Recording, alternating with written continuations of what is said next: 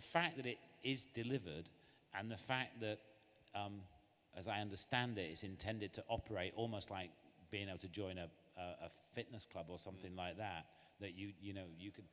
I mean, I'm hoping that younger people, not young people who are not established people, whether they're 16 or 60, can kind of experience or find a kind of an open door policy here, and that it does not have to be one of those weird places where something happens and I don't know what it is. It's a place that you can come in through the front door and find a kind of an entry point for what is the way of doing work now. This really is a very ambitious project. It's a very ambitious space, and I really hope that the City Council support it for the amount of time that realistically it will take for it to grow into its own skin. I live on the Isle of Dogs in London, and I moved into the Isle of Dogs in 1978. About 6 or 7 years later, some New York financiers decided that this desolate docklands area that people didn't even know existed because it wasn't on the tube map,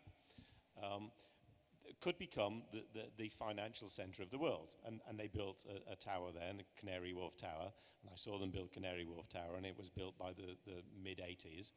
And that company went bankrupt, and the building remained empty for several years. And here we are now, about 20 years later than that, and it genuinely is the center of the financial world.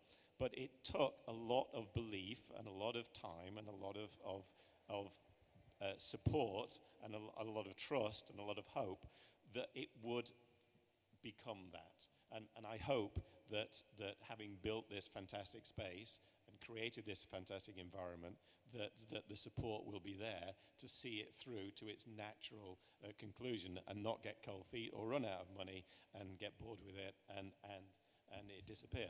I mean, but I shouldn't, nobody should be under any illusions that I'm sure this will take a long time. But I think it will happen. I mean, it is so easy access, and you can get whatever it is. And what size is a container, Keith?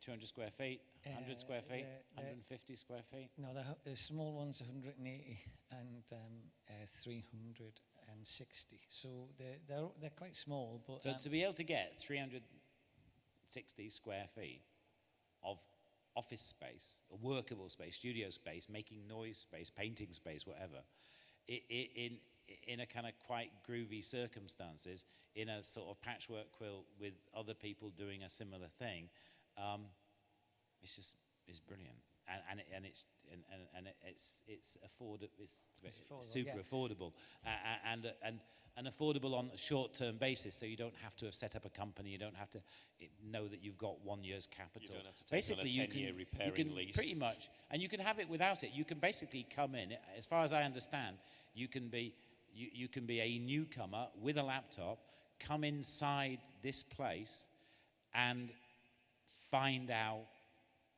how things happen, meet people who are doing things, and if you have some ideas, have an opportunity to connect those ideas with other people.